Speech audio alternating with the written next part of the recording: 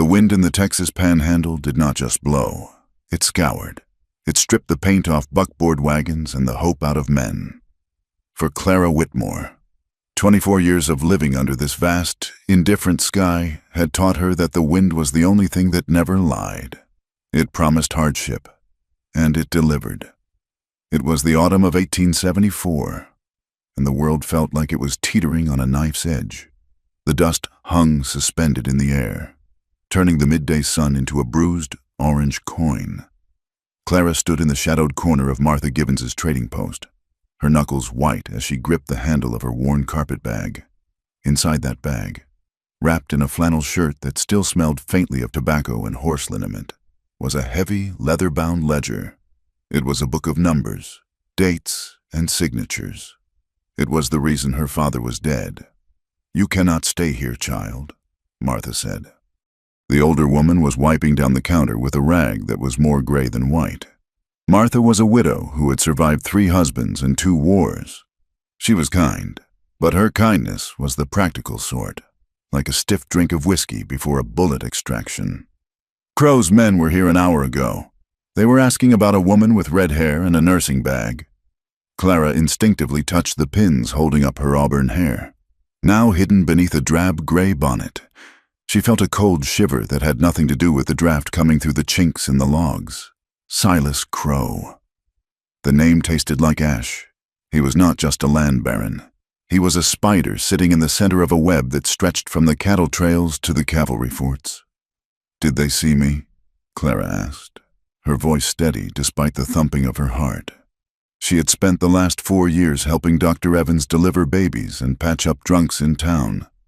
She knew how to keep her hands steady when there was blood on the floor. But this was different. This was her blood they were after. "No," Martha replied, glancing out the dusty window. "But they will circle back. Silas does not leave loose ends. He has put a price on you, Clara, $500. For a girl who used to bandage their cut fingers. $500. It was more money than her father, John Whitmore, had seen in a decade of ranching. It was enough to make a good man hesitate, and a bad man pull the trigger without blinking. "I have to get to the federal marshal," Clara whispered. "The ledger proves it all. Martha, the land grabs, the altered deeds, the way Crow has been selling repeating rifles to renegade bands to stir up trouble, just so he can call in the cavalry to clear the land for his cattle."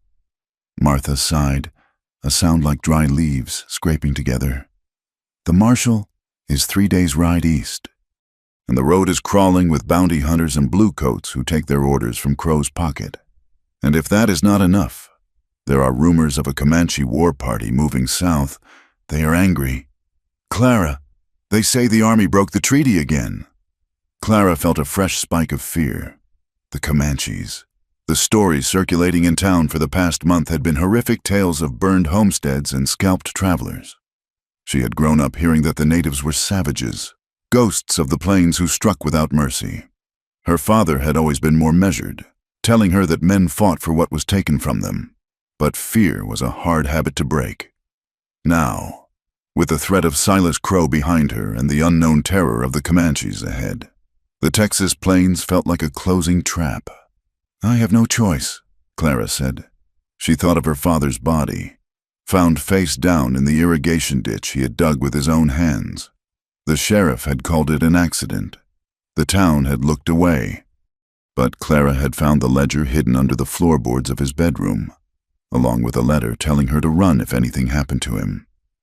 Freedom, her father used to say, was not about riding wherever you wanted. Freedom was the ability to look a man in the eye and speak the truth without shaking. Right now, Clara was shaking, but she was moving. "Cal is taking the mail wagon out in 10 minutes, Martha said, keeping her voice low. "He is a good boy. He will not ask questions. He can get you as far as the old relay station near the canyon. From there, you are on your own." Martha reached under the counter and pulled out a small sack of cornmeal and a strip of dried beef. She pressed it into Clara's hand. "Go. And Clara, do not trust anyone who wears a badge in this county. Crow owns the metal they are stamped from." Clara nodded, swallowing the lump in her throat. She slipped out the back door. into the biting wind. The mail wagon was a battered affair, coated in the ubiquitous red dust of the region. Cal, a lanky boy of 16 with more freckles than sense, was checking the harness on the two mules. He looked up as Clara approached, his eyes widening slightly. "Miss Clara," he asked. "I thought you were— I need a ride." "Cal," she cut him off, climbing up onto the hard wooden bench before he could finish. She kept her head down, the bonnet shielding her face. "Just drive, please." Cal hesitated, looking around the yard. He saw the tension in her shoulders, the way she clutched the carpet bag to her chest like a shield. He was young, but he was a child of the frontier. He knew trouble when he saw it. He nodded once, climbed up beside her, and slapped the reins. "Yeah!" The mules lurched forward, and the wagon rattled out of the station, hitting the rutted road with a bone-jarring thud. Clara did not look back. She knew what was behind her, a fresh grave and a burning injustice. She fixed her eyes on the horizon, where the sky met the earth in a hazy line of purple and gray. As they put miles between themselves and the trading post, the landscape grew more desolate. The grass was yellow and brittle, whispering secrets to the wind. Scrub oak and mesquite clawed at the dry earth. It was a beautiful, terrible land. Clara's mind raced. The ledger felt heavy on her lap. She remembered the nights her father had spent poring over it, his face illuminated by the oil lamp. He had been documenting the shipments arriving at Crow's warehouse in the middle of the night, crates marked as farming equipment that contained Winchester rifles. He had tracked the dates of the so-called Comanche raids and matched them with the movements of Crow's hired thugs. It was a damning portrait of a man creating a war to profit from peace. And now, Crow was trying to erase the evidence. "Getting dark early," Cal commented after 2 hours of silence. He pointed his whip toward the west. "A storm is coming in, I reckon. A northerner." Clara looked up. The sky was bruising darker, heavy slate clouds piling up like mountains. The temperature was dropping. In Texas, the weather could turn lethal in the span of an hour. "Keep going, Cal," she said. "We need to make distance." But the road had other plans. They were passing through a narrow cut in the hills, a place where the shadows stretched long and deep even at midday. Now, in the failing light, it looked like the mouth of a wolf. Suddenly, Cal stiffened. "Ryder," he murmured. Clara's hand went into her carpet bag, her fingers wrapping around the cold steel of her father's Colt Navy revolver. She had learned to shoot when she was 12, but shooting at tin cans was different from aiming at a man. On the ridge above them to the right, a silhouette appeared. It was motionless, watching. Even at this distance, Clara could see it was not a cowboy. The figure sat on a horse without a saddle, holding a lance that cut a sharp line against the sky. Feathers fluttered in the wind. "Indian," Cal whispered, his voice cracking. "Comanche." Clara's breath hitched. This was it. The horror stories were true. She watched the figure, waiting for the war cry, waiting for the swarm of riders to pour over the hill. She thought of the stories of captives, of women dragged away never to be seen again. But the figure on the ridge did not attack. He simply watched them. There was something terrifyingly calm about him. He was a sentinel. After a long minute, he turned his horse and vanished behind the crest of the hill. "He is scouting," Cal said, his hands shaking on the reins. "He is going to tell the others. We have to hurry." He whipped the mules into a panic. The wagon surged forward, bouncing violently over the stones. Clara held onto the rail with one hand and the bag with the other. The fear of the Comanche was a cold knot in her stomach, battling with the fear of the men pursuing her from behind. She felt trapped between history and greed. "Cal, slow down," Clara shouted as the wagon careened around a sharp bend.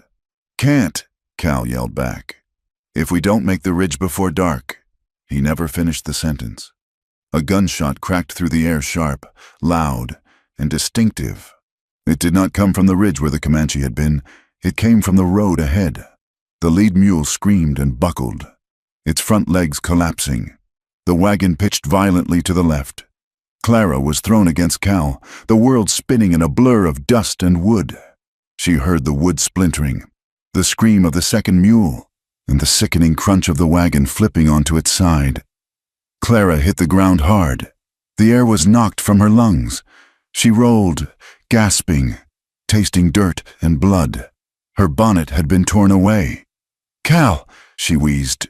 There was no answer. The boy was thrown clear, lying still in the tall grass a few yards away. Clara scrambled to her knees, her head ringing. She grabbed the carpet bag, which had landed near her. She looked down the road. 3 riders were emerging from the brush, dusters flapping in the wind, rifles drawn. They were not Indians. They were white men, Crow's men. "Well now," one of them shouted, his voice carrying over the wind. "Looks like we found the little nurse." Panic, sharp and electric, surged through her. She could not fight 3 men in the open. Not here. She looked toward the dense thicket of scrub oak and rocky terrain leading up into the hills. It was a rough country, hard to ride a horse through. She did not think. She moved. Clutching the bag, Clara scrambled up the embankment, ignoring the pain in her bruised ribs. "She is running!" a voice yelled. A bullet kicked up dirt near her boot. Clara dove into the brush, the thorns tearing at her dress. She ran blindly, fueled by pure adrenaline. She heard the men shouting and heard the heavy thud of their boots hitting the ground as they dismounted to give chase. She ran until her lungs burned like fire. She ran as the sky opened up and the freezing rain began to fall, turning the dust to mud. She ran until the light died completely, leaving her alone in the vast, suffocating dark of the wilderness. She was lost, she was hunted, and she was alone. Or so she thought. Ahead, through the curtain of rain and gloom, she saw a shape. It was rigid and angular, a structure. A small log cabin, tucked away in a box canyon where few would ever look. It was dark. No smoke rose from the chimney. No light flickered in the window. It looked abandoned. It looked like salvation. Clara stumbled toward it, her legs heavy as lead. She reached the rough-hewn door, her hand trembling as she touched the latch. It was unlocked. She pushed the door open and collapsed inside, out of the biting wind. The silence of the room wrapped around her. She was safe. For a moment, she allowed herself to believe she was safe. She did not know that the darkness in the corner of the room was breathing. She did not know that she had just walked out of the storm and into the eye of a different kind of hurricane. The rain drummed against the roof of the cabin like 1,000 nervous fingers tapping on a table. Inside, the air was thick, not with the musty scent of abandonment that Clara had expected, but with something warmer. It smelled of sage, wood smoke, and the metallic tang of heated water. Clara leaned back against the rough timber of the door, her chest heaving as she fought to pull air into her burning lungs. She slid the heavy wooden bolt into place with a trembling hand. The sound of the latch clicking home echoed in the small space, loud as a gunshot in the silence. She was safe. The thought washed over her, weak and trembling, but it was there. She had outrun them. The darkness outside was absolute, a wall of water and wind that would hide her tracks. She squeezed her eyes shut, listening for the sound of hoofbeats over the storm, but there was only the wind. She let out a long, ragged breath and opened her eyes, letting them adjust to the dim interior. A small fire was dying in the stone hearth across the room, reduced to glowing embers that cast long, dancing shadows against the walls. A copper tub sat near the fire, steam rising from it in lazy spirals. Clara frowned. A tub steam. The realization hit her a split second before the movement did. The cabin was not empty. From the darkened corner of the room, where the shadows were deepest, a figure stepped into the faint orange glow of the embers. He moved with a fluidity that was unnerving, silent as smoke. Clara's breath hitched in her throat. It was a man, and he was not wearing a stitch of clothing. He was tall, his skin the color of polished bronze in the firelight. Water slicked his broad shoulders and ran in rivulets down a chest defined by hard, lean muscle. His hair, long and black as a raven's wing, hung loose and wet around his face. He held a towel in one hand, But he made no immediate move to cover himself. He simply stood there, comfortable in his own skin, looking at her with an expression of mild amusement, as if she were a curiosity rather than an intruder. He tilted his head slightly, water dripping from his chin. His eyes were dark, intelligent, and unalarmed. "Right place, darling," he drawled. His voice was a deep baritone, the English accented but clear, carrying a strange lilt that sounded like the wind moving through dry grass. There was a dangerous edge to it, wrapped in a layer of dry, weary humor. Clara froze. Her brain struggled to process the image before her. This was not a bounty hunter. This was a Comanche warrior, standing in a settler's cabin, naked as the day he was born, speaking to her as if they were old acquaintances meeting at a church social. The shock broke. Panic flooded in. Clara dropped the carpet bag and fumbled for the Colt Navy revolver tucked into her waistband. Her hands were shaking so badly she nearly dropped the heavy weapon. She brought it up, leveling the barrel at his chest. "Stay back," she commanded, though her voice wavered, thin and brittle. "I will shoot. I swear it." The man did not flinch. He did not lunge. He did not even look particularly concerned about the firearm pointed at his heart. Slowly, deliberately, he raised both hands to shoulder height, palms open. The towel dangled from his left hand. "Easy," he said softly. The amusement in his eyes cooled into something sharper, more assessing. "That is a hair trigger on that Colt woman. You are shaking enough to blow a hole in the roof, or yourself." "Put something on," Clara hissed, her face burning. She kept her eyes fixed on his face, refusing to look lower, though the sheer physical presence of him filled the small room. "As you wish," he said. He moved slowly, keeping his hands visible. He reached for a pair of buckskin breeches draped over a chair near the fire. He pulled them on with efficient, unhurried movements, never taking his eyes off her. Clara watched him, her heart hammering against her ribs like a trapped bird. She knew the stories. She knew what people in town said about the Comanche. They were ghosts. They were killers. They were monsters who stole children and burned ranches. But this man did not look like a monster. He looked like a man who was tired and had been interrupted in the middle of a bath. He fastened the breeches and turned back to face her. The transformation was subtle but immediate. Covered, he seemed even more dangerous. The relaxed posture vanished, replaced by a coiled tension. He was a predator waiting to see what the prey would do. "You are Clara Whitmore," he said. It was not a question. Clara's grip on the gun tightened. "How do you know my name?" "I know many things," he replied. He took a step toward the fire, sinking into a crouch to stir the embers. "I know you are running from 3 men on bay horses. I know one of them favors a Winchester repeating rifle. And I know you run with the grace of a wounded deer." "You were watching me?" Clara asked, a fresh wave of cold dread washing over her. "Are you with them? Did Crow send you?" The man laughed, a short, sharp sound that held no humor. "Silas Crow." He spat the name into the fire. "If I were with Crow, you would not have made it to the door, and I certainly would not be standing here making conversation while you waved that antique pistol around." He looked up at her, the firelight catching the sharp angles of his cheekbones. "I am Tuhya. The whites call me Hawk." "And I am not the trap, Miss Whitmore. I am just another animal caught in it." Clara lowered the gun an inch, confusion warring with fear. "If you are not with them, why are you here? This is a squatter's cabin?" "It is a good place to watch the road without being seen," Hawk said.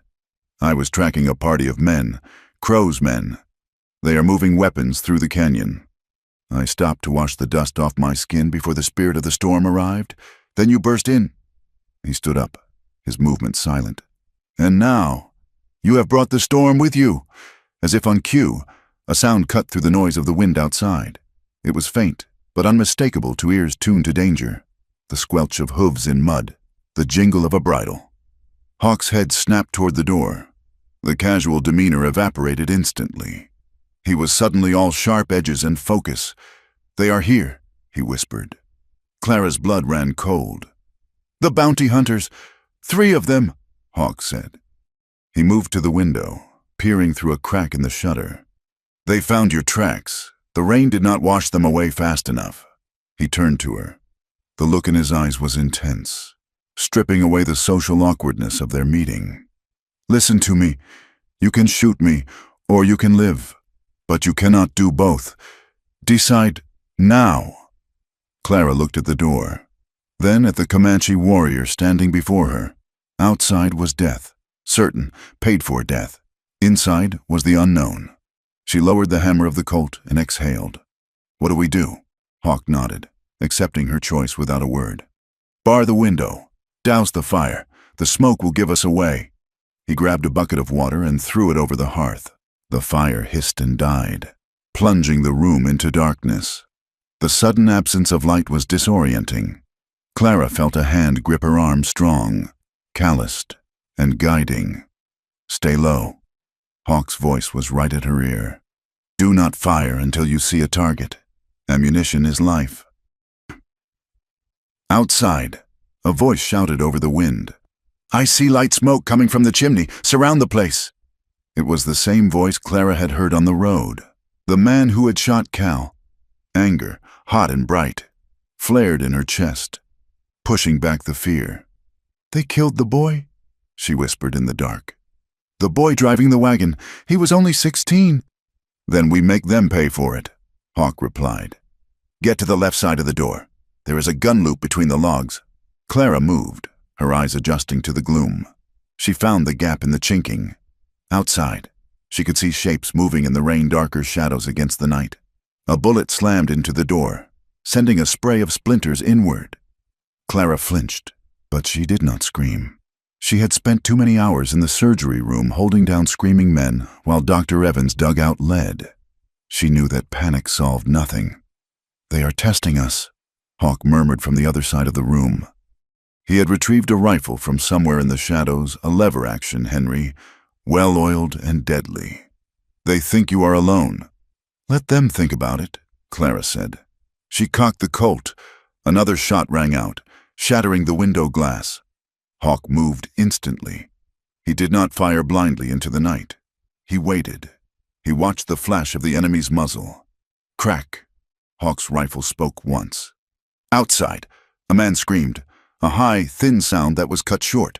One hit, Hawk said calmly. Leg or shoulder. He is down, but not out. They are moving to the flanks, Clara yelled as she saw a shadow dart to the right. Cover the door, Hawk ordered. If they try to breach, fill the frame with lead. Clara gripped her revolver with both hands. She was a rancher's daughter. She knew the weight of a gun. She breathed in, steadied her hands, and waited. The door handle rattled. A heavy boot kicked against the wood. Clara fired. The recoil jarred her wrists. The bullet punched through the wood. A curse erupted from the other side, followed by the sound of scrambling boots retreating into the mud. Good, Hawk said. There was a note of approval in his voice. You have teeth. For 5 minutes, the cabin became a fortress. Bullets chewed at the logs, whining like angry hornets. Hawk moved constantly, firing from different angles, never letting them pin his location. He used the darkness as a weapon, appearing at one gap, firing, and vanishing before the return fire could find him. He read the wind, compensating for the gusts that would push a bullet off course. Clara reloaded her revolver, her fingers fumbling with the cartridges in the dark. She dropped one, cursed under her breath, and found it by touch. She was terrified. Yes, but she was also alive. The adrenaline sharpened her senses. She could smell the cordite, the damp wool of Hawk's breeches, the metallic scent of fear. Suddenly, the shooting stopped. Silence fell over the clearing, heavier than the gunfire. Why did they stop? Clara whispered. They are talking, Hawk said. He moved to the wall near her, pressing his ear against the logs. Voices drifted in through the cracks, muffled by the rain, but audible. Said she had the book on her. If we burn the place, the book burns too. Crow will skin us alive if we lose that ledger. I don't care about the book that squaw shot me. Shut up. We wait for them out, or we smoke them out careful like. But we need that bag. Hawk pulled back from the wall. In the dim light filtering through the gun loop, Clara saw his eyes. They were hard, glittering with a new understanding. "The ledger," Hawk said quietly. "What is in it?" Clara hesitated. This was her leverage. This was her father's legacy. But this man had just fought beside her. He had not killed her when he had the chance. "Proof," Clara said. "Proof that Silas Crow is stealing land. Proof that he is buying judges and paying off the cavalry. And proof that he is selling guns to—" She stopped. "To whom?" Hawk pressed. "To renegades," Clara finished. "To anyone who will cause enough trouble to justify the army coming in to clear the territory." Hawk went very still.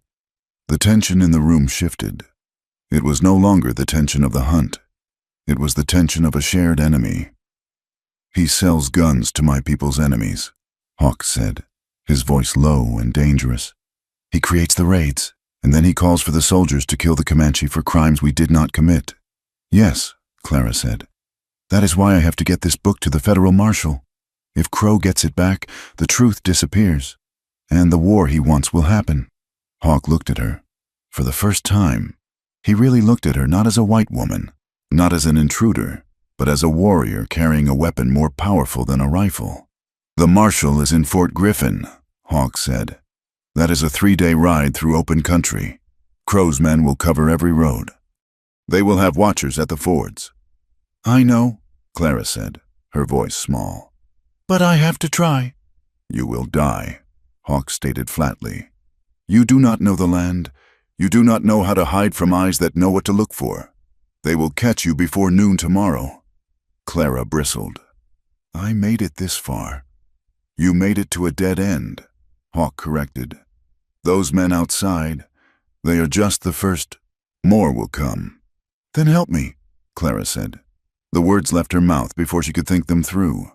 It was a desperate plea, but it was the only card she had left to play. Hawk stared at her. The silence stretched, filled only by the sound of the rain and the groans of the wounded man outside. "Why should I?" he asked. "Why should I risk my life for a white woman and her paper book?"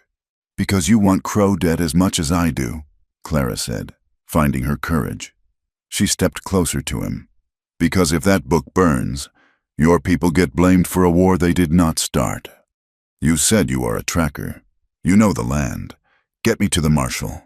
And I promise you, Silas Crow will hang." Hawk studied her face. He looked for deception, for the treachery he had come to expect from her kind. He saw fear. Yes, but beneath the fear, he saw a stubborn resolve that reminded him of the granite rocks of the canyon, hard, unyielding, enduring. He looked toward the door. The men outside were regrouping. They had time, but not much. "There is a back way," Hawk said abruptly. "A loose board in the floor that leads to the root cellar. From there, a drainage tunnel runs to the creek bed. We can slip out while they are watching the front." Clara felt a surge of hope. "Will you help me?" "I will guide you," Hawk said, his tone guarding his intent. "I will take you through the dry lands, the badlands. No horse can follow us there. We will have to walk. It will be hard. You will bleed. You will thirst. And if you slow me down, I will leave you." "I won't slow you down," Clara vowed. Hawk grabbed his shirt and his weapons. He moved with a decisiveness that told Clara the debate was over. He was a man of action, and he had made his choice. "Check your weapon," Hawk said. "We leave now." Clara reloaded the empty chamber in her Colt. She pulled her carpetbag close, feeling the weight of the ledger against her side. She looked at the Comanche warrior, this stranger who had been naked and joking 10 minutes ago, and who was now her only hope of survival. "Ready," she said. Hawk pried up the floorboards in the corner. The smell of damp earth rose up to meet them. He dropped into the hole, then looked up at her. "The rain will hide our noise," he said, "but stay close. If you get lost in the dark, I cannot come back for you." Clara nodded and lowered herself into the darkness after him. As she pulled the boards back into place above her head, shutting out the faint light of the cabin, she realized that her life as Clara Whitmore, the rancher's daughter, was over. She was something else now. She was a fugitive, and she was trusting her life to a man who, by all rights, should have been her enemy. They began to crawl through the mud, moving away from the cabin and into the vast, unforgiving night of the Texas Panhandle. The pact was made, not in blood, but in the shared refusal to die. The dawn broke over the caprock not with a gentle light, but with a harsh, revealing glare that stripped away the mercy of the night. The rain had stopped hours ago, leaving the earth cracked and steaming as the sun began its ascent. The mud that had slicked their escape from the cabin had turned into a dry, crumbling crust on their boots, weighing them down with every step. Clara Whitmore stumbled, her foot catching on an exposed root of mesquite. She would have fallen if not for the hand that shot out and gripped her upper arm. The grip was firm, calloused, and unyielding. "Watch the ground," Hawk said. He did not look at her. His eyes were scanning the horizon, reading the land in a language Clara could not speak. He released her arm the moment she regained her balance, as if her touch burned him. "I am watching," Clara snapped. Though her voice lacked heat, her throat felt like it was coated in dust. "We have been walking for 6 hours. Hawk, we need water." "There is a spring in the canyon ahead," Hawk replied, adjusting the rifle slung across his back. "If it has not dried up, if the buffalo have not fouled it, if we are lucky—" He kept moving, his pace a steady, ground-eating lope that forced Clara to push herself beyond exhaustion to keep up. She clutched the carpetbag against her chest with both arms. The leather strap dug into her shoulder, but she refused to shift it. The ledger inside was the only thing that mattered. It was the anchor keeping her tethered to the world of justice, even as they walked deeper into a world of survival. Hawk glanced back at her, his dark eyes lingering on the bag. "That book is heavy. Clara, it slows you down." "It is not heavy." Clara lied. "It is heavier than you think," Hawk said, his voice low. "It carries the weight of dead men, and if Silas Crow gets it back, it will carry the weight of my people too." They walked in silence for another hour. The landscape was brutal, a jagged expanse of red rock and scrub brush that seemed designed to break anything soft. This was the character of the land, indifferent and cruel. It was the ultimate antagonist, caring nothing for their politics or their desperation. When they finally reached the spring, it was little more than a muddy trickle beneath a limestone overhang. Hawk knelt, cupping his hands to filter the water. He drank first, not out of rudeness, but out of caution. He waited a moment, testing the taste, before nodding to her. Clara dropped to her knees and drank greedily. The water was warm and tasted of minerals, but it was the best thing she had ever tasted. When she sat back, wiping her mouth with the back of her hand, she caught Hawk watching her. "We rest here until the sun passes its peak," he said. "Then we move again." Clara leaned back against the cool rock wall. She watched as Hawk moved to the edge of the overhang, erasing their footprints with a branch of sagebrush. He was methodical, precise. "Why do you help me?" Clara asked suddenly. The question had been gnawing at her since the cabin. "You could have taken the horse from the barn and left me." Hawk stopped his work. He turned, resting his forearms on his knees. "I told you, Crow is my enemy." "That is not enough reason to die for a stranger," Clara challenged. "Especially a white stranger." Hawk's expression hardened. "Do you think you are the only one losing things? Clara Whitmore Crow is not just stealing land. He is stealing the truth. He sends men to burn homesteads, men dressed in Comanche leathers. He kills cattle and leaves arrows that he bought from traders. He builds a story." He picked up a stone and turned it over in his hand. "He wants the army to come. He wants the general to believe that the Comanche have broken the peace. If he gets his war, the government removes us, and the land becomes his." Clara felt a chill that had nothing to do with the shade. She looked down at the carpetbag. "The ledger," she whispered. "My father, he wrote down the dates. The dates of the raids matched the dates Crow moved his men?" "Yes," Hawk said. "That book is a spark. If we drop it, it burns nothing. If we put it in the right pile of dry grass, it burns down Crow's empire." "I did not want him to do it," Clara confessed, the words spilling out before she could stop them. She had not spoken this aloud to anyone, not even Martha.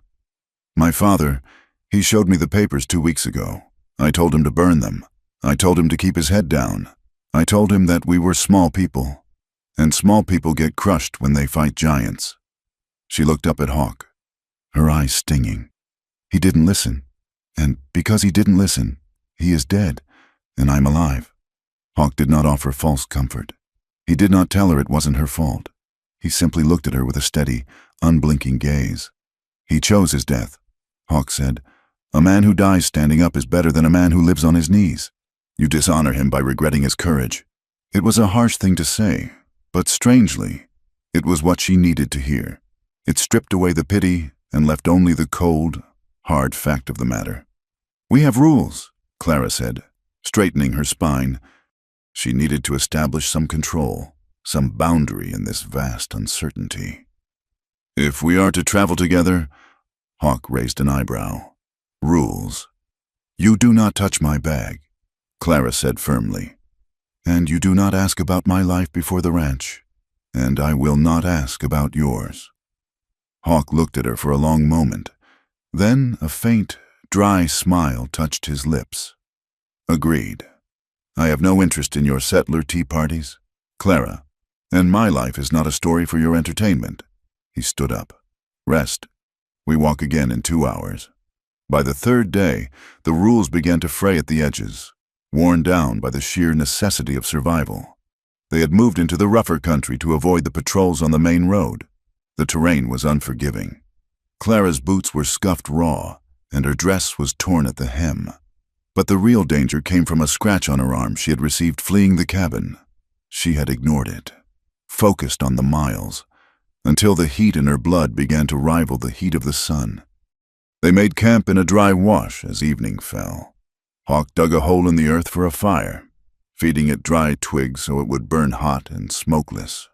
He caught a rabbit with a snare he had set during their midday rest, and the smell of roasting meat made Clara's stomach cramp.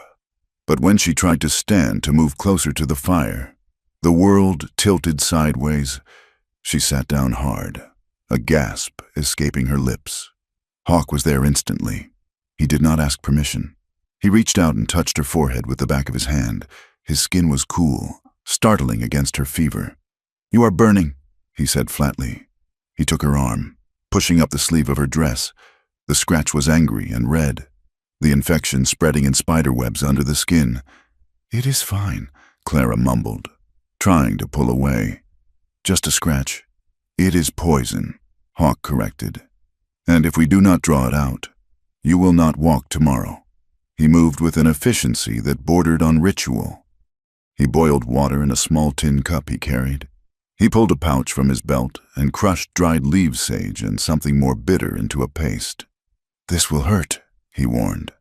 I can take it, Clara said through gritted teeth. He cleaned the wound with boiling water. Clara cried out, a sharp, involuntary sound, but she did not pull away. Hawk did not apologize. He applied the poultice and bound it with a strip of clean cloth torn from his own spare shirt. Throughout the night, the fever spiked. Clara drifted in and out of a restless sleep. Every time she woke, shivering in the cold desert air. Hawk was there. He was not sleeping. He sat cross-legged by the dying embers, his rifle across his knees, watching the darkness. Once, when she woke, he was closer. He was holding a tin of water to her lips. Drink, he commanded softly. She drank, her eyes fixing on his wrist. For the first time, she noticed a strip of leather tied around it. It was old, stained with oil and sweat, and braided with 3 distinct knots. What is that? She whispered, the fever loosening her tongue and making her forget her own rules. Hawk pulled his hand back as if she had burned him. He touched the leather band, his thumb tracing the knots. For a second, Clara saw a crack in the stone facade, a flash of grief so profound it took her breath away. A reminder, he said, his voice rough. Those promises are easily broken, but the cost of breaking them is paid in blood. He moved back to his guard position. Sleep, Clara. The fever will break by dawn. She watched him for a long time before her eyes closed. The fear she had felt in the cabin, the fear of the savage, was gone. In its place was something more confusing, a sense of safety. He was dangerous, yes, but he was dangerous for her, not to her. The next morning, the fever had broken. Clara felt weak, hollowed out, but clear-headed. They ate the cold remains of the rabbit and set out again. The dynamic had shifted. They moved in a rhythm now. When they climbed a ridge, Hawk would reach down to pull her up, and she would take his hand without hesitation. When they stopped for water, they shared the cup. It was a silent intimacy, born of necessity but deepening with every mile. Clara found herself checking the latch on her carpet bag less often. Instead, she found herself watching Hawk the way he moved, the way the muscles in his back shifted as he climbed, the way he would pause and tilt his head to listen to the wind. It was late afternoon when they crested a rise and looked down into a valley. In the distance, a thin plume of smoke rose from a cluster of buildings. "A trading post," Clara said, hope surging in her chest. "We can get supplies, maybe a horse." Hawk did not share her enthusiasm. He stood rigid, his eyes narrowing. "We can get supplies," he agreed. "But we must be careful. That is Miller's Crossing." He turned to her, his face serious. "Out here, in the wild, the rocks and the snakes are honest. They kill you because it is their nature. But down there," he gestured to the buildings, "down there are people, and people talk. A whisper in a trading post travels faster than a telegraph." Clara looked at the settlement. It looked peaceful from this distance. "We need food, Hawk," she said. "And I need bandages." "I know," Hawk said. "But remember, this Silas Crow has money, and money makes ears sharp and tongues loose. When we walk into that post, we're walking into a different kind of trap." He adjusted his rifle. "Stay close to me. Do not speak unless you must, and keep that hand near your Colt." Clara nodded, touching the handle of her revolver through the fabric of her skirt. She checked the clasp of her carpet bag one last time, a habit she couldn't quite break. "Ready," she said. Hawk looked at her, and for a brief second, his eyes softened. "You are stronger than you look. Clara Whitmore." "I have to be," she replied. Together, they began the descent toward the building, leaving the honest brutality of the wilderness for the treacherous complexity of civilization. The real danger, Clara realized, was just beginning. The wooden sign above the porch of the trading post creaked in the wind, a lonely sound that seemed to amplify the silence of the surrounding plains. It was a rough structure, built of logs and sod, standing like a stubborn refusal to yield to the wilderness. This was Martha Givens's southern outpost, a place where the law was often decided by the caliber of a gun rather than a judge's gavel. Clara Whitmore pushed the door open. The bell above it jingled, a cheerful sound that was immediately swallowed by the heavy, stale air inside. The room smelled of tobacco, unwashed bodies, and cheap whiskey. Conversations died instantly. Heads turned. Clara stood in the doorway, dust coating her dress, her hair escaping her bonnet in wild strands. Beside her stood Tuhya, the man they called Hawk.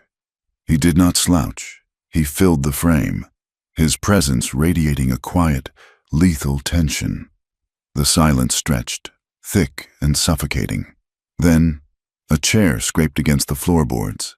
A man near the bar, his face obscured by a hat brim that had seen better decades, spat a stream of brown tobacco juice onto the floor. "Well," the man drawled, his voice loud enough to carry to the back of the room.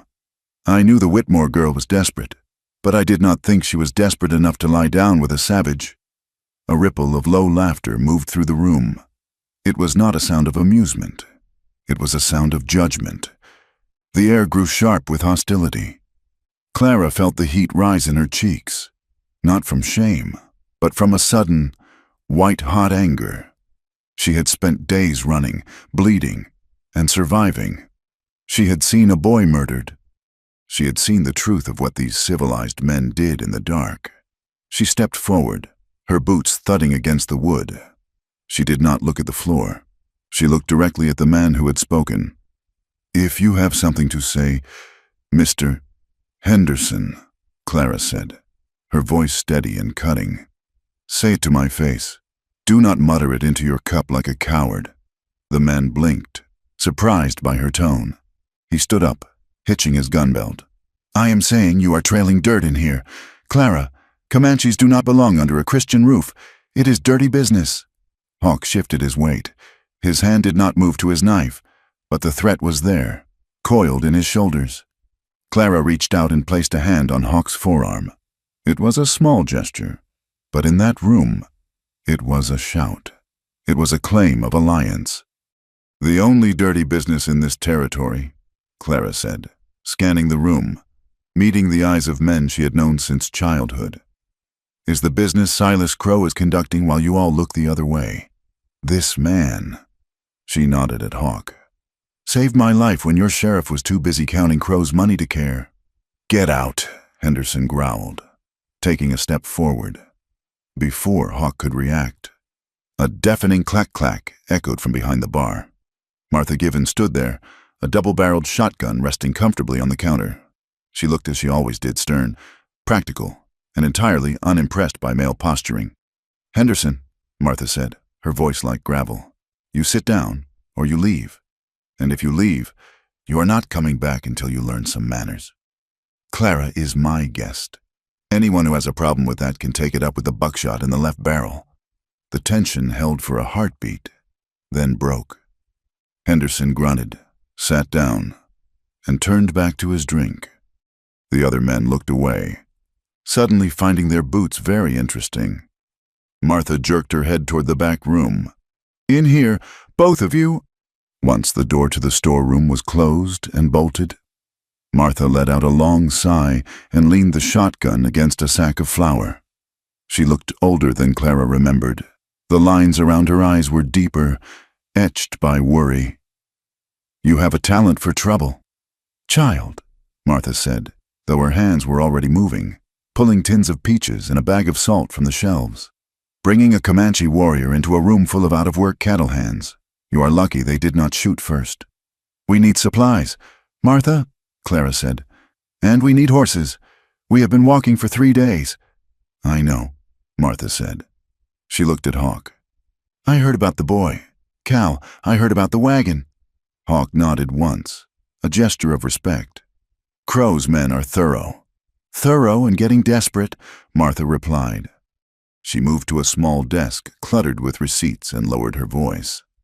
"Crow was here yesterday. He was not buying supplies. He was buying loyalty. He has hired a man, a captain from the fort, who lost his commission for drunkenness. Captain Miller." Clara felt a cold knot in her stomach. "A soldier. An ex-soldier," Martha corrected. "But he still wears the uniform when it suits him. I heard them talking by the corral. They are not just hunting you anymore. Clara, they are planning something bigger. Miller is gathering men who can ride hard and shoot straight. They are moving toward the Red River crossing." "The Red River," Hawk repeated, his eyes narrowing. "That is where the settler wagons cross." "Exactly," Martha said. "And here's the ugly part. They were loading crates of arrows into their wagon, Comanche arrows."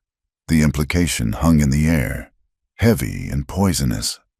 "They are going to attack the wagons," Clara whispered, the horror of it dawning on her.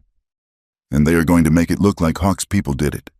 "If they slaughter a wagon train," Hawk said, his voice devoid of emotion, "the army will not just investigate. They will purge the territory. It will be a massacre of every Comanche village within 100 miles. "That is the plan," Martha said grimly. "Crow wants the land cleared, and he wants the government to pay for the bullets." Clara gripped the edge of the desk. "We have the ledger. We have the proof. Then you need to get it to someone who can read it without tearing it up," Martha said. "But you cannot use the main road. I sent a boy to check on Deputy Aris in town, the one you said you trusted." "And?" Clara asked, hope flaring. "Aris bought a new saddle yesterday," Martha said flatly. "Paid for with a $20 gold piece. A deputy does not make that kind of money in a month. He is bought. Clara, they have a checkpoint on the bridge. If you go that way, they will take the book, and they will bury you." Clara looked at Hawk.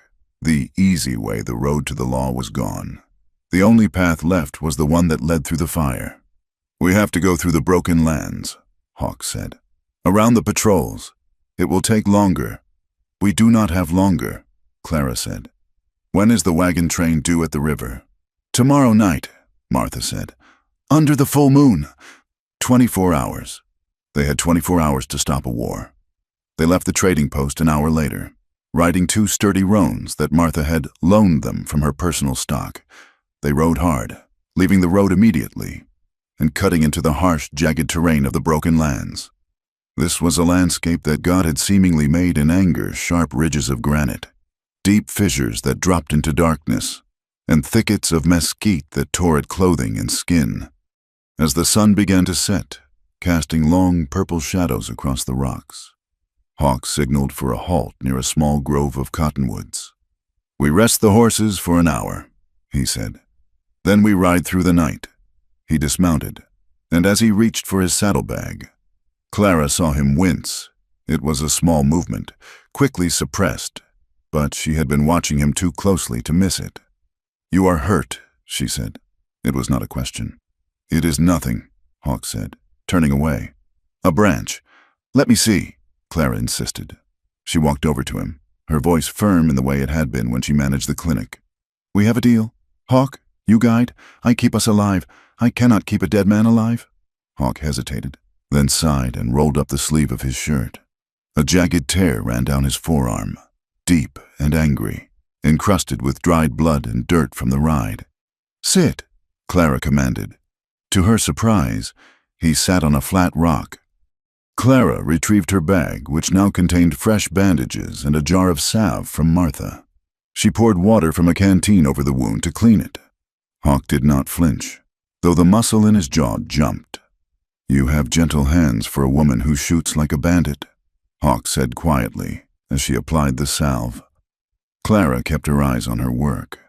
"My mother taught me to sew. Dr. Evans taught me to stitch skin. He used to say that a body is just a suit of clothes that the soul wears, and sometimes it needs patching." "The Comanches say the body is the house of the spirit," Hawk replied. "When the house is broken, the spirit leaks out." Clara finished the bandage, tying it neatly. She did not pull her hand away immediately. Her fingers rested on his wrist, feeling the steady, strong pulse beneath the skin. For a moment, the barrier between them, the centuries of history, violence, and mistrust, seemed very thin. "Why do you stay?" Clara asked, looking up at him. "You could ride north. You could warn your people to move. Why stay and fight for a system that hates you?" Hawk looked at the horizon, where the first stars were appearing. "Because running does not stop the fire. It only lets it burn more land. And because—" He paused, looking back at her. "Because I have seen that not all white people are Silas Crow. Some are just women with red hair and stubborn chins who carry heavy books." Clara felt a flush that had nothing to do with the setting sun. She pulled her hand back, but the warmth of his skin lingered on her fingertips. "We should ride," she said, her voice softer than intended. They rode until the moon was high and bright, a silver coin illuminating the treacherous path. The exhaustion was a physical weight, pressing down on Clara's shoulders, but she did not complain. She watched Hawk's back, following his line, trusting his judgment implicitly. Around midnight, the weather turned. The wind picked up, howling through the canyons, and the temperature plummeted. A sudden, violent squall swept over the ridge, bringing stinging sleet. "Shelter!" Hawk yelled over the wind. He led them to a shallow cave cut into the side of a limestone bluff. They guided the horses into the lee of the rock and huddled in the back of the cave. It was cramped, forcing them close together for warmth. Hawk struck a match and lit a small lantern Martha had given them. The flame sputtered, then cast a warm, golden glow against the rock walls. Clara shivered, her teeth chattering. Hawk unrolled his bedroll and draped the heavy wool blanket over both of her shoulders. "Thank you," she said, pulling it tight. Outside, the wind screamed, but inside there was a strange, suspended peace. Clara looked at Hawk. He was checking his rifle, wiping the moisture from the barrel with a rag. "You look like a wet cat," Hawk said without looking up. Clara laughed. It was a sudden, bubbling sound that surprised even her. It was the first time she had laughed in days. "I suppose I do. And you look like a drowned rat." Hawk looked up, a smile tugging at the corner of his mouth. It changed his face completely, softening the hard planes and making him look younger, less burdened. "A rat," he raised an eyebrow. "I am a hawk. Clara, majestic, dangerous." "Wet," Clara corrected, smiling. "Definitely wet." She laughed again, and this time the sound seemed to push back the darkness. Hawk watched her. He stopped wiping the rifle. His eyes traced the curve of her smile, the light dancing in her eyes. For a moment, the war, the ledger, and the danger faded. There was just a man and a woman, sheltering from a storm. Hawk leaned forward slightly. The movement was almost imperceptible, but the air between them charged with a sudden, intense electricity. It was not just gratitude. It was recognition. He saw her not as a responsibility, but as a person who could find light in the middle of a storm. "Clara," he said, his voice dropping to a register that vibrated in her chest. Clara stopped laughing. Her breath caught. She looked at him, her lips slightly parted. The distance between them was negligible. She could see the flecks of gold in his dark eyes. She wanted him to close that distance. She wanted, for one terrifying moment, to forget about the ledger and the future. But the moment hung there, fragile and suspended. Hawk took a breath, his hand tightening on the rifle stock. And then he pulled back. It was an act of supreme will. "The storm is passing," he said, his voice rough. "We need to check the horses." He stood up and walked to the mouth of the cave. Clara let out a breath she didn't know she was holding. She felt a pang of disappointment, but also relief. They were on the edge of a precipice, and he had pulled them back. By the time the sun rose, the storm had cleared the air, leaving the sky a piercing, brilliant blue. They reached the ridge overlooking the Red River Valley just before noon. Below them, the river wound like a copper snake through the green belt of the valley. To the west, Clara could see the dust cloud of a large group of wagons, the settlers. To the east, hidden in a box canyon near the crossing, she saw something else. She raised the spyglass Martha had given her. "There," she whispered, handing the glass to Hawk. Hawk looked. Through the lens, he saw men, dozens of them. They were painting their faces. They were putting on buckskin shirts adorned with crude imitations of Comanche beadwork. They were checking their repeating rifles. "Crow's Theater," Hawk said, lowering the glass. His face was a mask of cold fury. "They are ready." "They are going to kill those families," Clara said. "Women, children. And then they will leave a few survivors to tell the story." Hawk finished. "The story of the savage red men." He turned to Clara. "The marshal is still a day's ride away. We cannot make it in time to bring the law." "Then we have to stop them ourselves," Clara said. She reached into her carpet bag and pulled out the ledger. "But first, we have to make sure this survives. If we die down there, the truth dies with us." "We are not going to die," Hawk said. He checked the load in his Henry rifle. "But we are going to do something very foolish." "I am getting used to being foolish," Clara said, checking her Colt.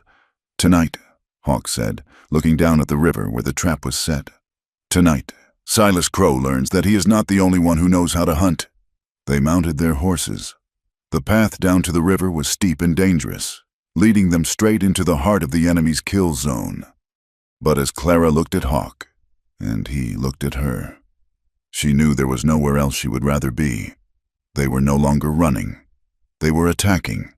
The Red River crossing was a chaotic, sprawling scar on the land, churned into a mire of mud and manure by the wheels of 50 wagons.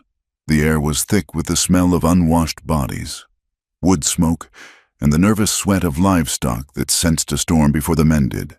Clara Whitmore and Tuya, the man known as Hawk, watched from the ridge line as the sun began to dip below the horizon, painting the sky in violent shades of bruised purple and blood red. Below them, The scene was set for a tragedy. The wagon train had circled up for the night near the ferry landing. A detachment of cavalry, led by Captain Miller, was bivouacked slightly upstream, their blue uniforms stark against the brown earth. "It is a stage," Hawks said, his voice tight, "and the actors are taking their places." He pointed toward the thick brush on the far side of the river. To the untrained eye, it was just shadows and scrub oak, but Clara saw the glint of metal, the unnatural stillness of the birds.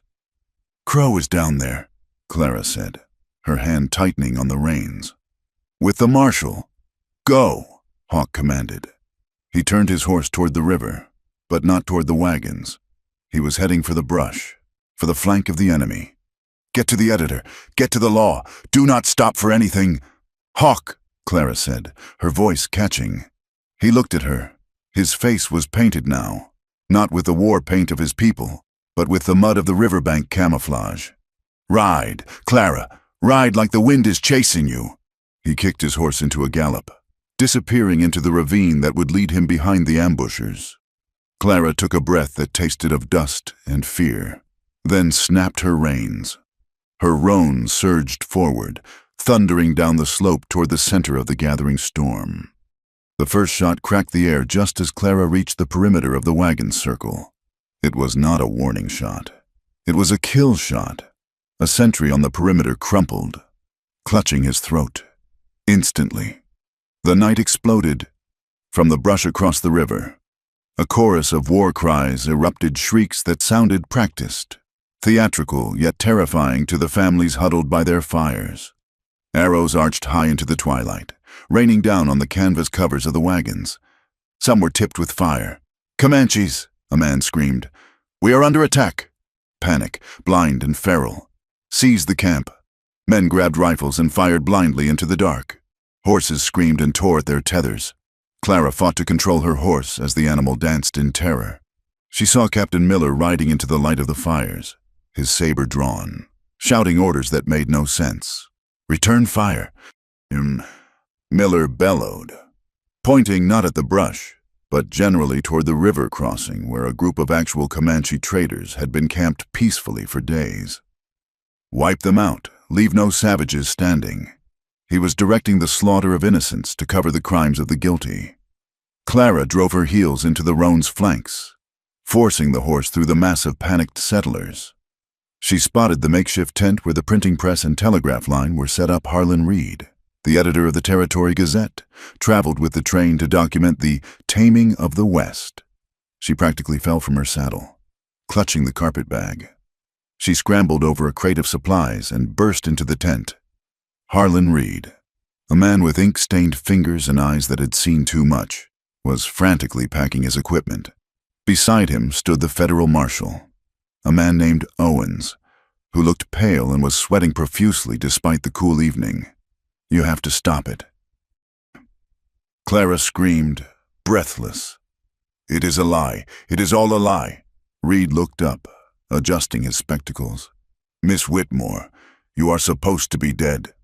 "I am very much alive," Clara said, slamming the ledger down on the folding table. "And the men attacking this train are not Comanches. They are Crow's hired guns, dressed up to start a war." The marshal took a step back, his hand hovering over his gun belt. "Now, Clara, you are hysterical. We all heard the war cries. We see the arrows. Look at the ledger," Clara yelled, her voice cutting through the din of gunfire outside. "Look at it. Captain Miller is on the payroll. $500 a month for security consulting. The arrows were bought in St. Louis 3 weeks ago by Silas Crow's shipping company." Before Reed could open the book, the tent flap was ripped open. Silas Crow stood there. He looked impeccable, his suit brushed, a pearl-handled revolver in his hand. He did not panic. He was smiling the smile of a man who owned the board and all the pieces on it. "A touching story, my dear," Crow drawled. "But I am afraid the noise of the battle is drowning you out." He stepped inside, leveling the revolver at Clara's chest. "Hand over the book, Clara, and step away from the table." "Marshal," Clara pleaded, looking at Owens. "Do your job." Owens looked at Crow, then at the gun, and finally at his boots. He did nothing. He was a man bought and paid for, hollowed out by greed. "The book," Crow repeated, cocking the hammer. Outside, the gunfire intensified. But then the rhythm of the battle changed. The chaotic, theatrical shooting from the brush suddenly turned frantic. There were screams not of settlers, but of the attackers. Hawk had arrived. In the brush, Tuya moved like a shadow with teeth. He did not use a gun. The muzzle flash would give him away. He used the knife and the heavy club of mesquite wood. He came upon the first Comanche, a bearded man smelling of rye whiskey, clumsily trying to reload a rifle while wearing a headdress that was put on backward. Hawk struck him down with a single, brutal blow to the temple. He moved to the next. This one was aiming a fire arrow at a wagon filled with women. Hawk stepped out of the darkness, grabbing the arrow shaft and snapping it. The man turned, eyes widening in genuine terror as he saw the face of a real Comanche warrior inches from his own. Hawk drove his knee into the man's stomach and threw him into the mud. "You want to play Comanche?" Hawk whispered, his voice a growl. "Then you will die like a warrior." He did not kill this one. He dragged him, gasping and retching, toward the light of the fires. He needed evidence, not corpses, but there were too many of them. A bullet grazed Hawk's ribs, spinning him around. The pain was white-hot, stealing his breath. He stumbled, falling to one knee. Another bullet kicked up dirt into his eyes. He was mortal. He was bleeding. He was exhausted. But he heard Clara's voice in his head. "We are not going to die." He roared, a sound that came from the bottom of his lungs, and forced himself up. He grabbed the collar of the man he had captured and dragged him toward the center of the camp, ignoring the blood running down his side. Inside the tent, the standoff was breaking. "I will count to 3, Crow said, his eyes cold and dead. 1. Clara looked at Harlan Reed. The editor was watching her, his hand resting on the telegraph key. He was waiting. 2. Clara made her choice. She did not hand over the book. She grabbed it, ripped it open to the marked page, and turned to the open flap of the tent, facing the crowd of terrified settlers who had gathered for safety. 3, Crow shouted, his finger tightening on the trigger. "August 12th, Clara screamed at the top of her lungs, reading from the page. Silas Crow paid $1,000 to the bounty hunter gangs to burn the Miller homestead September 4th. Crow paid Captain Miller to ignore the raid on the creek. Crow fired. The bullet tore through the fabric of Clara's sleeve, grazing her arm. She did not stop. She did not flinch. Adrenaline and righteous fury held her upright. "October 1st, she yelled, her voice cracking but carrying over the noise. "Purchase order for 50 crates of repeating rifles and 200 Comanche-style arrows, signed by Silas Crow." The crowd froze. The firing line faltered. Men turned. Looking at the tent, the truth, shouted with such conviction, had a weight that bullets could not match. "Shut her up," Crow screamed at the marshal. "Shoot her!" But the marshal did not move. He was looking at Harlan Reed. Reed was tapping furiously on the telegraph key. Click, clack, click, click. He was sending the story. He was sending the names. He was sending the truth to Kansas City, to St. Louis, to Washington. "It is gone, Silas," Reed shouted, not looking up from his work. "It is on the wire. You can kill us, but you cannot kill the signal the world knows." Crow's face twisted in a mask of pure rage. He raised his gun again, aiming for Clara's head. "I will kill you all." "Crow!" The voice came from the edge of the firelight. It was deep, ragged, and thundered with authority. Crow spun around. Hawk stood there. He was covered in mud and blood. He was leaning heavily on a wagon wheel to stay upright, but in his hand, he held the terrified imposter by the scruff of the neck. "Look!" Hawk shouted at the crowd, to the soldiers, to everyone. He reached out and ripped the fake headdress off the man. He used his other hand to wipe the grease paint from the man's face, revealing the pale, sunburned skin of a white drifter. "Look at your enemy," Hawk roared. "This is not a Comanche. This is a man named Jeb. I saw him drinking at the post office 2 days ago." He shoved the man forward. The imposter fell to his knees, sobbing. "Don't shoot! Crow paid us! He paid us to start the shooting!" The silence that followed was absolute. The soldiers lowered their rifles. The settlers looked from the weeping man to Silas Crow. Captain Miller, seeing the tide turn, tried to spur his horse to run. "It is a trick," he yelled. Hawk did not give a speech. He did not posture. He simply raised his Henry rifle, the action heavy and slow in his wounded state, and fired a single shot. The bullet struck the ground inches from Miller's horse. The horse reared, throwing the captain into the mud. "You kill for land," Hawk said, his voice quiet now, but carrying in the silence. "You possess no honor?" Crow looked around. He saw the faces of the townspeople hardening. He saw his hired gun slipping away into the darkness, abandoning a lost cause. He saw the marshal finally drawing his weapon, aiming it at him. "It is over. Silas," the marshal said, his voice trembling but firm. "Drop the gun." Crow laughed, a bitter, broken sound. "You think this matters? I own this valley?" "You own nothing," Clara said. She stepped out of the tent, clutching her bleeding arm.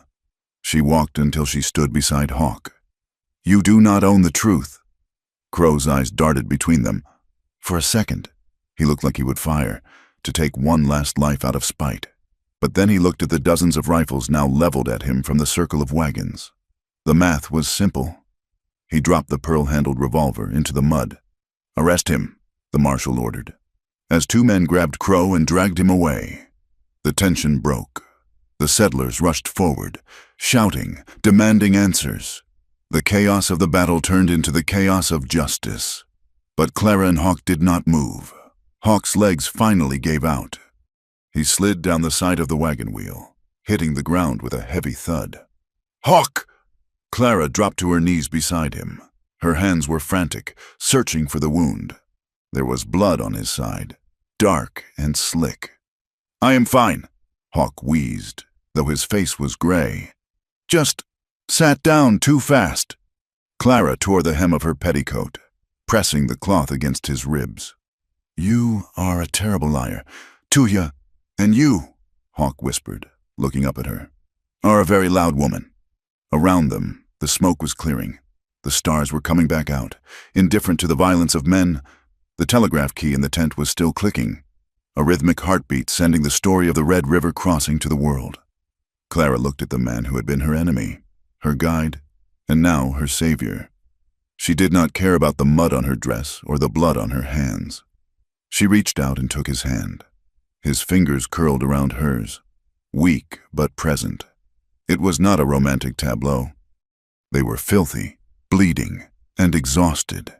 But as they sat there in the churned earth, surrounded by the wreckage of Crow's empire, there was a profound quiet between them. "We did it," Clara whispered, tears finally spilling over, cutting tracks through the dust on her face. The cabin wasn't empty. Hawk squeezed her hand. A faint smile touched his lips. "Right place, darling." The words hung in the air, no longer a threat, but a promise kept. The night air was cold, but the heat of his hand in hers was enough to keep the chill away. The smell of fresh printer's ink and antiseptic alcohol hung heavy in the small back room of the Territory Gazette. It was a strange mixture, sharp and stinging, but to Clara Whitmore, it smelled like survival. 3 days had passed since the chaos at the Red River crossing. The town was still vibrating with the aftershocks of the event, like a bell that had been struck too hard. Outside, on the main street, life was attempting to return to a semblance of normalcy. Wagons rolled, blacksmiths hammered, and money changed hands. But inside this room, time seemed to move at a different, slower pace. Clara dipped a cloth into a basin of warm water. She wrung it out, her hands steady, and turned to the cot where Tuya Hawk lay sleeping, the wound on his side, where the bullet had grazed his ribs and torn through muscle, was beginning to knit together. It was an ugly, angry, purple line against his bronze skin, but the fever that had threatened him the first night had finally broken. Dr. Evans had stitched it up with the efficiency of a man who had seen too many gunshot wounds, muttering about miracles and stubborn constitutions the entire time. Clara dabbed the sweat from Hawk's forehead. He did not stir, but his breathing was deep and regular. In sleep. The hard lines of vigilance around his eyes and mouth had softened. He looked younger. He looked like a man, not a symbol of war or a target for hatred. She sat back in the wooden chair, her own body aching with a fatigue that went down to the bone. Her arm, grazed by Crow's bullet, was bandaged and throbbing, a constant reminder of how close she had come to the end. The door to the front office opened, and Harlan Reed stepped in. The editor looked exhausted. His sleeves were rolled up, revealing arms stained black with ink up to the elbows. He held a fresh copy of the newspaper in his hand. "The wire service picked it up," Reed said quietly, keeping his voice low so as not to wake the patient. "The story is set in St. Louis. It is in Chicago. They are calling it the Panhandle Conspiracy. Silas Crow is sitting in a cell in Fort Griffin, and the federal judge is already on his way." Clara took the paper. The headline was bold and uncompromising. "Land Baron indicted the blood on the Red River." "It is over, then," Clara said, though the words felt hollow in her mouth. Reed sighed, leaning against the doorframe. He took off his spectacles and rubbed the bridge of his nose. "The legal battle is over. Clara, Crow will hang, or he will rot in prison. But the rest—" He gestured vaguely toward the street outside. "That is not something a judge can fix with a gavel." Clara knew what he meant. She had felt it when she walked to the Mercantile earlier that morning to buy fresh bandages. She had expected relief from the townspeople. She had expected gratitude. After all, she had exposed a man who was swindling them all. But what she got were cold stares and hushed whispers. Women she had known for years crossed the street to avoid walking near her. A group of men loitering by the saloon had spat on the ground as she passed, muttering words like traitor and savage lover. To them, Silas Crow was a villain. Yes, but he was a white villain. Hawk was a Comanche. And Clara, she was the woman who had chosen the other over her own kind. In their eyes, she had broken a law far older and deeper than any written in a statute book. "I know," Clara said, placing the newspaper on the small table. "I heard them." "You could leave," Reed suggested gently. "There are nursing jobs in the East, in Boston or Philadelphia. No one knows you there. You could start over." Clara looked at the sleeping man on the cot. She looked at the carpetbag in the corner, which no longer held the ledger but still held her few earthly possessions. "I spent my whole life running. Harlan," she said softly. "I ran from my father's temper. I ran from the town's judgment. I ran from Crow. I'm tired of running." Reed nodded, a flicker of respect in his tired eyes. "Well, if you are staying, you should know that Martha sent a wagon over. She brought food, clean linens, and a very large jar of peach preserves. She is holding court in the front office, daring anyone to say a cross word." Clara smiled, a genuine, warm expression that cracked the mask of her exhaustion. "Martha is a force of nature." "That she is," Reed agreed. "I will leave you to it. If he wakes up, tell him I said thank you for not shooting the piano player." Reed closed the door, leaving Clara alone in the quiet. She stood up and walked to the small window that looked out onto the alley. The glass was dusty, filtering the afternoon light into a hazy gray. She saw her reflection pale, with dark circles under her eyes, but standing upright. For years, she had believed that safety meant being invisible. She had thought that if she was quiet enough, if she was useful enough, the world would not hurt her. But the world had hurt her anyway. It had taken her father. It had tried to take her land. Now, she realized that safety was not given. It was built. And it was built by standing your ground when every instinct screamed at you to flee. A rustle of sheets behind her drew her attention. She turned. Hawk was awake. His dark eyes were open, watching her with that familiar, intense focus. He tried to shift his weight, grimacing as the movement pulled at his stitches. "Easy," Clara said, rushing to his side. She placed a hand on his shoulder to steady him. Dr. Evans said if you tear those stitches, he will sew you back up with baling wire. Hawk let out a breath that might have been a laugh. The doctor has the bedside manner of a mule skinner. He saved your life, Clara reminded him. And you, Hawk said. His voice was raspy, unused for days.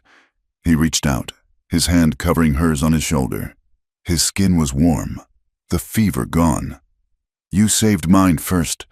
Clara felt a lump rise in her throat. She sat on the edge of the cot, careful not to jostle him. We are even, Tuhya. You carried me through the Badlands. Hawk looked at the ceiling, his expression turning somber. I heard the voices, he said quietly. Through the wall. The man who writes the papers, and the people outside. Clara stiffened. You were asleep. A warrior sleeps with one ear open, Hawk replied. He turned his head to look at her. They hate you, Clara, because of me. They hate what they do not understand, Clara said firmly. And they hate that they were wrong? It is more than that, Hawk said. He pulled his hand away, looking at his own palm as if reading a map of the future. Crow is gone, but the fear is not to them. I am still the enemy, and if you stand beside me, you become the enemy too. You will have no friends here, no trade, no peace. I do not need friends who only like me when I am obedient. Clara retorted. You need to live, Hawk said sharply. I have thought about this. When I can ride, I will go north. I will return to the Quahati bands. You should go east, as the paperman said. Go where they do not care who you rode with. Clara stared at him, stunned. You are leaving? It is for the best, Hawk said, closing his eyes as if the words physically pained him. I will not be the stone tied around your neck that drags you down. Clara stood up. The chair scraped loudly against the floorboards. You are an idiot. Tuhya! Hawk's eyes snapped open. I beg your pardon. You heard me, Clara said, her voice shaking with emotion. I walked through a storm with you. I faced a firing squad with you. I pulled you out of the mud while bullets were flying. And you think you can decide what is best for me? She paced the small room, her hands clenched in fists.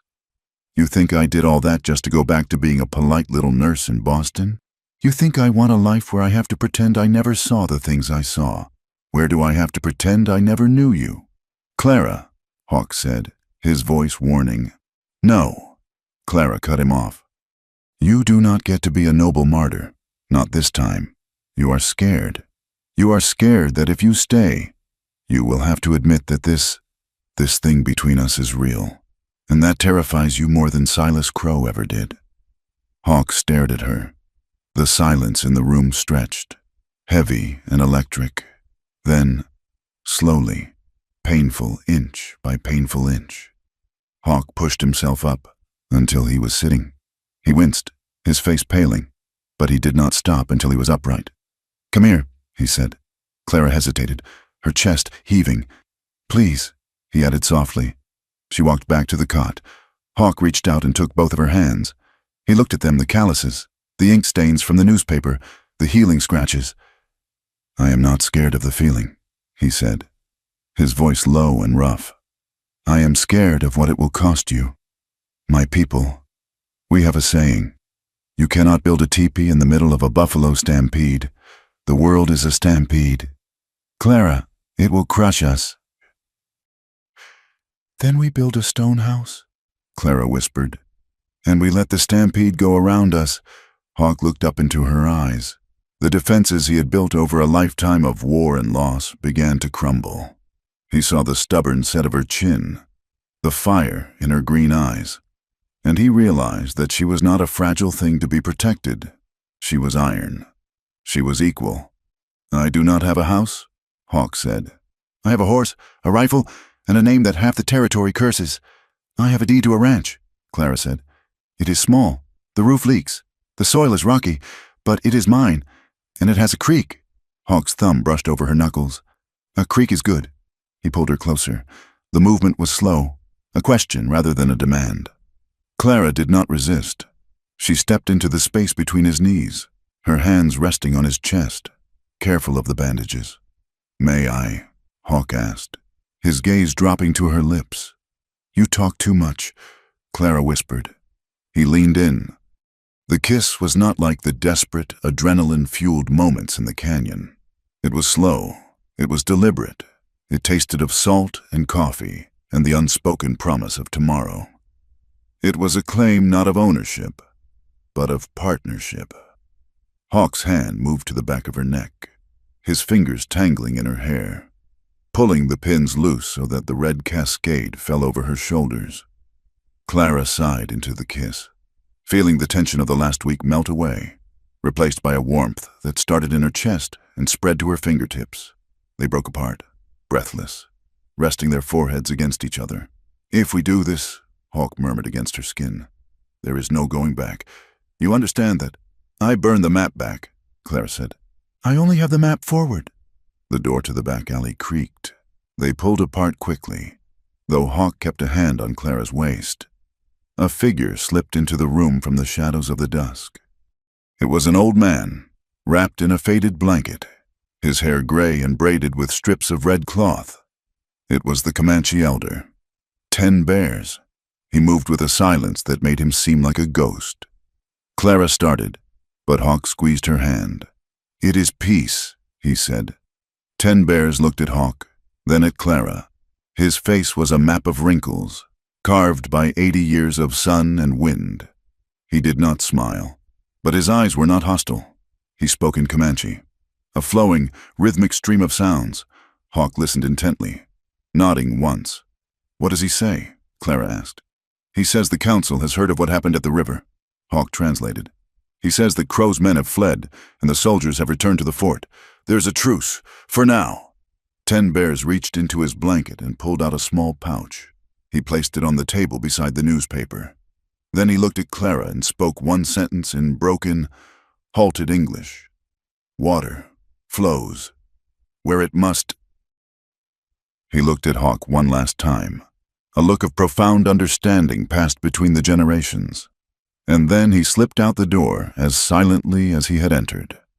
Hawk reached for the pouch. He opened it and poured the contents into his hand. It was a handful of seeds. Corn, squash, beans. "Seeds," Clara said.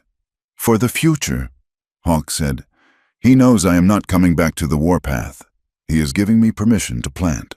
The next morning, the air in the room felt different, lighter. Clara was packing her carpet bag, not to run, but to move. She took the old, heavy iron latch, the one she had carried from her father's house, the one she had used to bar the door of the cabin, and held it in her hand. It was heavy, it was rusted. It was a piece of the past, designed to keep people out. She walked to the window and opened it. Below, in the alley, was a pile of refuse. She dropped the latch. It hit the ground with a dull clank, final and absolute. "What was that?" Hawk asked. He was standing, dressed in fresh clothes Martha had sent, a clean shirt and trousers that fit him loosely. He was leaning on a crutch, but he was standing on his own 2 feet. "Just some old iron," Clara said, turning to him. "We need new hardware, something that opens as well as it closes." "The ranch," Hawk said. "Is it far?" 2 days' ride, Clara said. "It is near the canyon. The wind blows hard there." "I like the wind," Hawk said. "It keeps the air clean." Martha Gibbons met them at the back door. She had a wagon waiting, loaded with supplies, sacks of flour, tools, blankets, and a crate of chickens that were clucking indignantly. "I expect eggs," Martha said, her voice gruff to hide her emotion. "When you get settled. And don't think this is charity. I am putting it on your tab. You can pay me back when you sell your first herd." "We will, Martha," Clara said, hugging the older woman. "And you," Martha pointed a finger at Hawk. "You keep that leg rested. If you undo those stitches, I will come out there and shoot you myself." Hawk smirked. "You are a terrifying woman, Martha Gibbons." "That is how I survived 3 husbands," Martha retorted. Harlan Reed stood in the doorway of the office, wiping ink from his hands. He nodded to them. "I will keep the story alive," he promised. "As long as people read, they will know the truth." Clara climbed onto the wagon seat. She took the reins. Hawk climbed up beside her, wincing slightly as he settled his leg. They looked at each other. They were bruised. They were scared. They were outcasts in the town they were leaving behind, but as Clara snapped the reins and the wagon lurched forward, rolling out of the alley and onto the open prairie road, she did not feel fear. She looked at the horizon, wide and endless. "Which way?" she asked. Hawk pointed west, toward the setting sun and the high plains. "That way, toward the wind." They left the town of Miller's Crossing without looking back. Behind them lay the ruins of a corrupt empire and the whispers of small-minded men. Ahead of them lay the land. It would be hard. The winter was coming. The work would be breaking. But for the first time in her life, Clara was not just surviving. She was living, and the man beside her, the warrior who had walked out of the dark and into her life, was no longer a stranger. He was home. The gavel of the circuit judge struck the oak bench with a sound that was less like a thunderclap and more like the dry crack of a dead branch breaking under a heavy boot. It was a sound of finality. In the stifling heat of the Fort Griffin courthouse, 6 months after the events at the Red River Crossing, the air was thick with the smell of sweat and dust. Clara Whitmore sat in the front row, her hands folded neatly in her lap. She wore a simple dress of blue calico, the sleeves long enough to cover the faint white scar on her arm where a bullet had once grazed her skin. Silas Crow stood before the bench, the man who had once owned the valley, who had bought sheriffs and commanded private armies, looked diminished. His suit was still expensive, but it hung loosely on his frame. His hair, once pomaded to perfection, was thinning and gray, without the fear he inspired. He was just a man, and a small one at that. "Silas Crow," the judge intoned, his voice gravelly with age and tobacco. "For the crimes of conspiracy to incite violence, the falsification of federal land deeds, and the trafficking of illegal arms, this court sentences you to 20 years of hard labor at the Territorial Penitentiary in Huntsville. Your assets are hereby seized by the territory to pay restitution to the families you defrauded." There was no cheering in the courtroom. It was not that kind of victory. It was a quiet, somber acknowledgement that the world had righted itself, if only by a few degrees. Crow did not shout or threaten. He simply slumped, the arrogance finally drained out of him, leaving only a hollow shell. Clara did not smile. She felt a profound exhaustion lift from her shoulders, a weight she had carried since the night she found her father's body. She looked at Harlan Reed, who sat at the press table, sketching the scene for the next edition of the Territory Gazette. He caught her eye and nodded a silent salute to the end of the long road. As the bailiffs led Crow away, the shackles on his wrists jingling like discordant bells, Clara stood up. She walked out of the courthouse and into the blinding Texas sunlight. The street was busy with wagons and horses, life moving on with indifferent momentum. She took a deep breath. The air smelled of sage and horse manure. But to Clara, it smelled like oxygen. It smelled like a future she finally owned. The Whitmore Ranch had changed in the years since Clara's return. The main house, once neglected and mournful, now had a sturdy new roof and a fresh coat of whitewash. But the biggest change was the long, low building Clara had constructed near the road. It was not a barn. It was a clinic. A hand-painted sign swung above the door, "Whitmore Way Station Infirmary." "All welcome." Clara wiped her hands on her apron as she stepped out onto the porch. Inside, a young cowboy with a broken collarbone was resting, and a settler woman was waiting for a tonic for her cough. Clara was no longer just the rancher's daughter. To the people traveling the dusty vein of the cattle trail, she was the woman who knew how to stitch a wound and who never asked for money if you didn't have it. The social stigma had not vanished overnight. There were still people in town who crossed the street when she approached, people who remembered the rumors about the Comanche lover. But Clara found that she simply did not care. She had traded the approval of the town for the respect of the road. A buckboard wagon rolled into the yard. Martha Givens pulled back on the reins, the mules snorting in the dust. "You look tired." "Clara," Martha called out. Climbing down with a grunt, She was holding a basket of fresh eggs. "I am busy. Martha?" Clara replied, smiling. "There is a difference. Busy is good," Martha said, handing her the basket. "Keeps the ghosts away. I heard the news from the fort. Crow is breaking rocks now." "He is," Clara said. "And the land titles the judge signed them yesterday. The ranch is clear. The creek is ours." "Yours," Martha corrected. "You earned it, girl, with blood and ink." Martha looked toward the horizon, where the great plains stretched out into infinity. "Have you heard from him?" She did not need to say the name. "Not for 3 moons," Clara said, her voice steady. "The winter was hard. The Quahadi bands moved deep into the canyons to shelter from the snow." "He will come back," Martha said confidently. "A man does not walk through fire for a woman and then forget where she lives. He has his duty." "Martha," Clara said, "and I have mine. We made no promises that could not be kept." But as Martha drove away, Clara lingered on the porch. She looked west, toward the jagged line of the caprock. She did not feel abandoned. She felt a quiet certainty, like the pull of the tide or the changing of the seasons. He arrived 2 weeks later, not with a fanfare, but with the silence of the wind. Clara was in the vegetable garden, hoeing the rows of beans she had planted from the seeds 10 bears had given her. The sun was low, casting long, golden shadows across the earth. She heard the horse before she saw it. It was a rhythm she knew in her bones, a steady, confident gait. She stopped her work, leaning on the hoe, her heart hammering a sudden, frantic rhythm against her ribs. Tuya sat on a paint horse at the edge of the fence line. He looked older. There were new lines around his eyes, etched by the glare of the sun and the weight of leadership.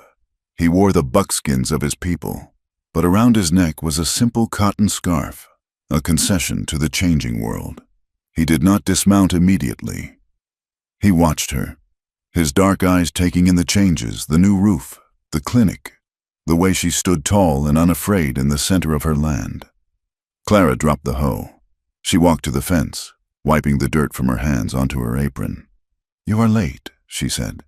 Her voice trembled slightly, betraying her calm facade. "The beans are already sprouting." Hawk smiled. It was the same smile that had disarmed her in the cave, the one that made him look less like a warrior and more like a man who had found peace. "The council talks long," Hawk said, his voice deep and familiar, vibrating in the evening air. "And the rivers were high." He swung down from the horse with an easy grace, despite the slight stiffness in his side where the bullet had struck him. He walked to the fence, standing just inches from her. "I have news," he said. "The treaty holds. The army has agreed to keep the patrols east of the canyon. My people are safe for another season." "And you?" Clara asked. "Are you safe?" "I am here," Hawk said. "That is the only safety I know." He reached over the fence and took her hand. His skin was rough, calloused from the rains and the bow, but his touch was gentle. "I cannot live in this house. Clara, the walls are too close, and I cannot bring you to the camps. Life is too hard, and the hatred of the whites is still too hot." "I know," Clara said.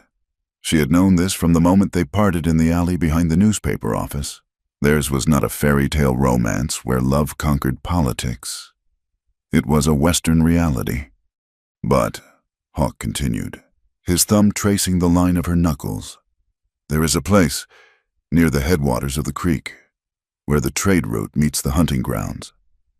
"I know the place," Clara said.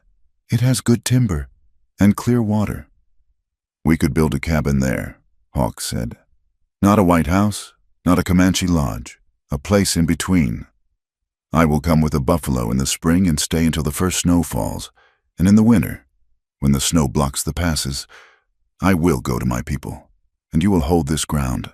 It was not a perfect solution. It meant months of separation. It meant living in 2 worlds, but it was honest. A seasonal life, Clara mused. Like the migration, like the earth, Hawk corrected. It sleeps and it wakes. We will do the same. Clara opened the gate. She stepped through and wrapped her arms around his waist, pressing her face against the rough buckskin of his shirt. He smelled of wood smoke, rain, and leather. He smelled like home. "Then we better get building," she whispered, "before the rain starts." They built the cabin together over the course of the next month. It was hard, breaking work. They felled the timber, stripped the bark, and notched the logs. Hawk worked with the tireless strength of a man shaping his own destiny. Clara worked beside him, matching him plank for plank. It was a small structure, tucked into a grove of cottonwoods near the bubbling source of the creek. It was hidden from the main road, a private sanctuary in a vast, public land. On the day they finished the roof, the sky turned a deep, bruising charcoal. The air grew heavy and electrically charged. The first drop of rain hit the dry earth like a bullet, kicking up a puff of dust. Then another. Then the heavens opened. Clara and Hawk ran for the shelter of the new cabin. They burst through the door, laughing, breathless, shaking the water from their hair. The interior was empty, smelling of fresh pine sap and damp earth. There was no furniture yet, just a stone hearth they had laid together. Clara leaned back against the heavy timber door, pushing it shut against the wind. She reached into the pocket of her dress and pulled out a heavy iron object. It was a new latch. It was not rusted. It was forged from good, black iron, strong and smooth. "Help me," she said. Hawk moved to her side. Together, they positioned the latch and hammered the bolts into the wood. It was a simple mechanism, but as the bolts slid home with a solid thunk, it felt like the closing of a book and the opening of a new one. The storm raged outside, pounding against the roof, but the roof held. There were no leaks. Clara turned to lean against the door, brushing a wet strand of red hair from her face. She looked at Hawk. He was standing in the center of the room, water dripping from his clothes, looking around at the space they had created. He turned to her. The firelight was not lit yet, but the gray light from the storm outside cast him in silhouette. He looked dangerous, wild, and utterly beautiful. He tilted his head slightly, a spark of mischief returning to his eyes, the same look he had given her that first terrifying night in the settler's cabin. "Well," he drawled, his voice low and amused. "The roof is good. The door is strong." He took a step toward her, closing the distance. "And this time," he said, reaching out to cup her face in his hands, "I am wearing pants." Clara laughed, a sound of pure joy. She grabbed the front of his shirt and pulled him down to her. "Shut up, Tuhya," she whispered. "Right place, darling," he murmured against her lips.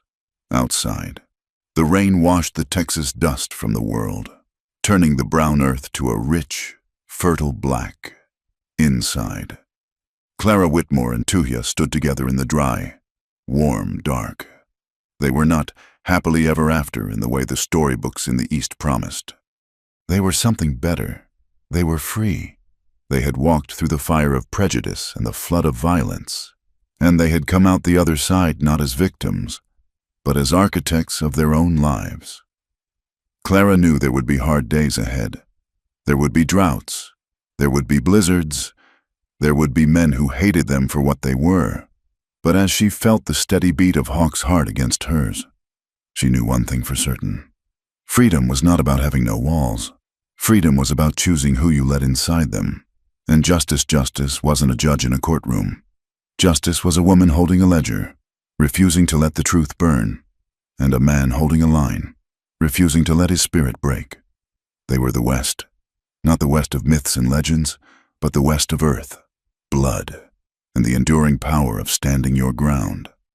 The rain continued to fall, a drumming song on the new wood, promising growth, promising life, promising that after every storm, the land remains. Thank you for listening to this story. I hope you enjoyed the journey of Clara and Hawk through the Wild West. Please leave a comment below and let me know where you are listening from. I would love to hear from you and share our thoughts. Don't forget to subscribe to my channel, Wild West Tales, like this video, and hit the hype button so this story can reach more people. Thank you for your support.